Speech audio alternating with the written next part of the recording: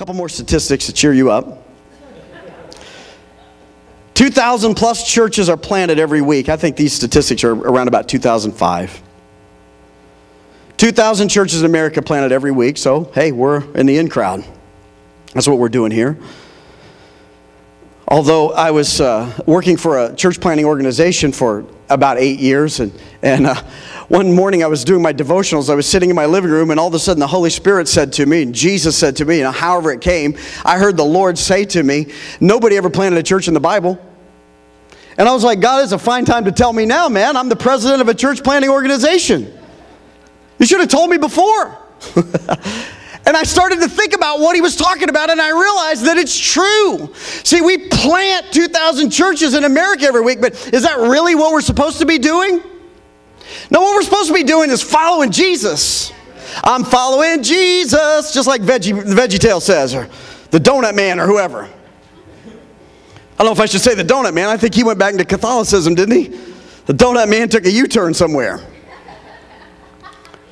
We're following Jesus. That's what we're doing. It started with Jesus. It started with 12 people. See, how does a church like Sardis get so dead?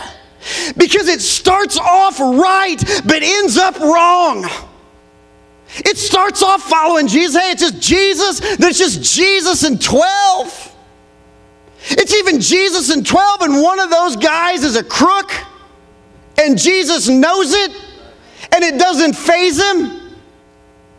But it phases us today. The pastor fell into sin. What are we going to do? Quit the church? No, don't quit the church, man. Keep following Jesus. Keep following Jesus. Keep going in the direction of Jesus. Keep doing what Jesus. Very organic, not very organizational, not institutionalized. Following Jesus, doing what he calls us to do, keeping our ears open to hear what he has to say. Remembering that he's the one that embodies the Holy Spirit. Man, he's the one with the leadership in his hand. He's the one that can, and he's the one that will get the job done at the end of the day. Are we following Jesus this morning? Are we following something that we set up, or something that we got involved in, or something that we're not sure how to get out of? See, today I always try to say this. We're not here for a service. We're just here for Jesus. We're trying to learn how to do what we do all over again. This is a day of rediscovery. This is a transition season where God's trying to take the church back to its roots, back to its beginning, because the world is quickly developing the world system around it. The last day one world system is developing quickly. The only way you and I are going to be the answer to it is to not be like Sardis.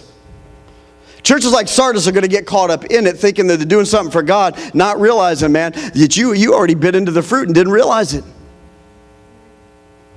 2,000 churches are being planted in America every week. 150 million churches there were in America in 1974. By 1998, it was 650 million, so you can see what that's produced.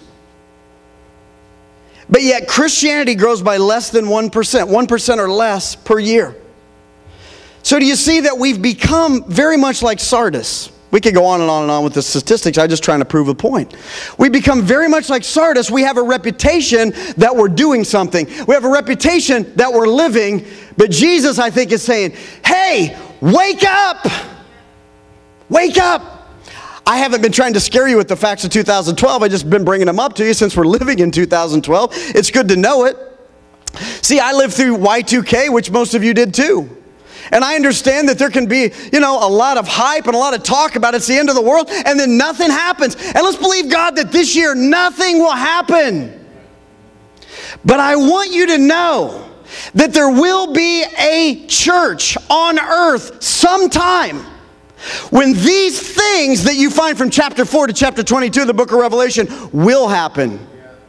There will be a people, and likely amongst those people, if they're not us, there will be people like us sitting amongst them, saying, oh, everything's like it's always been. Don't worry about anything. Forget about it.